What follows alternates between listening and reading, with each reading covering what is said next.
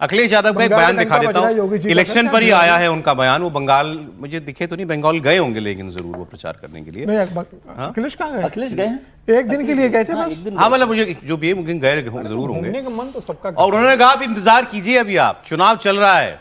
बड़ी बात होती है ना कि जंग चल रही है दुनिया में, तो हमारे यहाँ तेल का दाम नहीं बढ़ा। उनका वेट करो, चुनाव खत्म होगा, गैस, तेल, खाद सब महंगी होगी।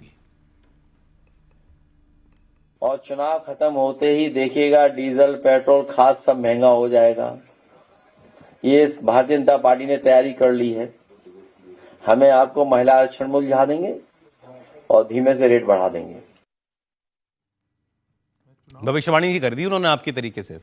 देखिए, पहले भी इस तरीके से अफवाह फैलाने की कोशिश की गई थी और केंद्र सरकार ने बहुत स्पष्ट बोला कि फिलहाल कोई कीमत बढ़ाने का प्लान नहीं है। और अगर सरकार को आगे लगेगा कि कुछ पैसे बढ़ाने तो सरकार तय करेगी। यह कह देना कि चुनाव होते ही कल 2 तारीख को वोटिंग, 29 तारीख को वोटिंग हो जाएगी, उसके तुरंत बाद वैसे तो 29 की वाली दिक्कत नहीं है, बढ़ा देगी, मुझे इसकी संभावना कम नजर आती है। सरकार को बढ़ाना होता सरकार पहले भी बढ़ा देती, सरकार को नहीं बढ़ाना। पहले ऐसे हुआ है सर, लेकिन पहले ऐसे हुआ है। ऐसा तो कभी नहीं होता कि सरकार पहले बढ़ा देती चुनाव से। चुनाव के बाद बढ़े हैं लेकिन दाम, पहले ऐसा हुआ। वही करूँ। लेकिन जो बात, मैं तो ये तो बहाना मिल गया मुझे यूपी पे आने का। सरकार ने एक्साइज ड्यूटी कम भी की है। आप देखिए, जब दुनिया में पैसा बढ़ा तो सरकार ने एक्साइज ड्यूटी कम कर दी, 10 रुपए 12 रुपए उसके ऊपर। हाँ, उन्हें उनका कहना है इलेक्शन में असर ना पड़ जाए, इसीलिए सरकार ने अपने ऊपर नुकसान ले लिया, जनता के ऊपर पास ऑन नहीं किया। लेकिन यूपी की बात कर लें सर। वो ठीक है, वो इतना कर रहे हैं, लेकिन कम से कम कांग्रेस की तरह जो है वो ऑयल बॉन्ड को जो है वो बाद में भारतीय जनता पार्टी को चुकाने के लिए तो नहीं छोड़ सर। लेकिन यूपी वाली भविष्यवाणी पर आपको कुछ कहना है? उन्होंने कहा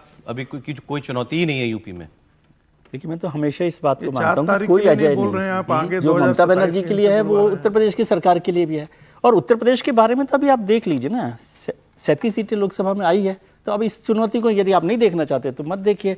इसका मतलब ये भी नहीं है कि वही आ जाएंगे, लेकिन एक चुनौती तो हमेशा एक चुनौती। उसके बाद उपचुनाव भी हुए 6। कल हम लोग बात कर रहे थे ना, कल हम लोग बात कर रहे थे यूपी की, जब हमने बात की थी। सर सुनिए, कि हमने 21 का सुनिए सर, एक व्यूअर का, सीरियसली आप वो देखेंगे, आप लोग भी जाकर के, एक व्यूअर ने मैसेज किया हुआ था कि आप लोग जो चर्चा कर रहे हैं वो आप जाने, लेकिन यूपी का चुनाव पूरी तरीके से जाति का चुनाव बन चुका है। ये उत्तर प्रदेश के व्यूअर की टिप्पणी थी। जाति का चुनाव अगर व्यूअर कह रहा है क्योंकि वो वहीं का होगा, तो ज्यादा मुश्किल हो सकती है, चुनौती ज्यादा बड़ी हो सकती है भारतीय जनता पार्टी के लिए। क्योंकि मैं समझता हूँ जब भी जाति पर चुनाव आएगा तो भारतीय जनता पार्टी की मुश्किलें बढ़ेंगी। त्रिपाठी जी बताइए, यूपी। नहीं, देखिए, ये संकट तो हमेशा रहेगा कि अगर जाति पर चुनाव होगा तो फिर भाजपा का वो कोई कहते हैं ना ग्राउंड नहीं उनका।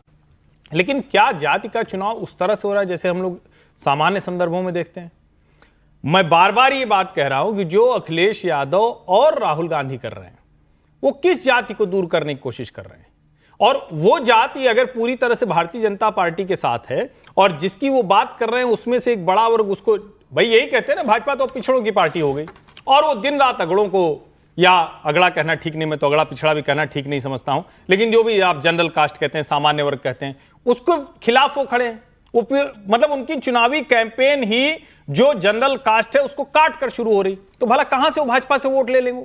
निश्चित तौर पर जातीय विभाजन, जातीय संघर्ष उत्तर प्रदेश की सच्चाई है और इसका संकट भी बीजेपी के लिए है। अगर चुनाव के पहले दूसरी चीजें नहीं दुरुस्त करेंगे तो उसका नुकसान भी। अगड़े वोट का ही संकट हो जाए तो नहीं, कैसे संकट होगा? वजह तो बताइए ना। आप लोग कह रहे हैं संकट हो जाएगा, वजह बताइए। आपको मालूम है वजह? नहीं, अगर आप यूजीसी की बात करें तो यूजीसी की बात हो चुकी है, यूजीसी पे सीधे सरकार बैकफुट पर चली गई है। और फिर मैं कह रहा हूं, हमको किसी के साथ जाना है और इनके साथ हमारा बड़ा अच्छा है, सुन तो लीजिए, विजय जी के साथ बड़ा अच्छा है और विजय जी ने हमको कुछ कर दिया ऐसा जिससे हम नाराज जाएं, और आप हमको दिन रात लठ लिए खड़े हुए हैं कि आओ तो बताते हैं, तो हम किसके साथ रहेंगे बताइए ना?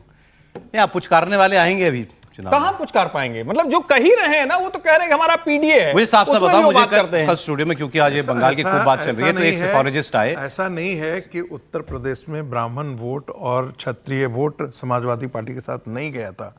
जब मुलायम सिंह यादव जब पहली बार सरकार में बन करके आई थी, तो आप ध्यान रखिएगा, राजा भैया ने विद्रोह किया था और पूरा एक क्षत्रिय समाज जो है वो अमर सिंह मैं आपको कल का बता रहा हूं, एक सेफोलॉजिस्ट आए और उन्होंने कहा उत्तर प्रदेश में ब्राह्मणों को लेकर के बहुत सतर्क रहना चाहिए, भाजपा को भरे बैठे हैं और नुकसान भी हो सकता है। 2002 में मायावती जी के साथ भी चले गए थे ब्राह्मण, पूरा का पूरा सरकार बनवा दी 2007 में। प्रियंका चतुर्वेदी ये मैसेज देने की कोशिश कर रही है कि आपको ब्राह्मणों को लेकर थोड़ा सतर्क रहना चाहिए।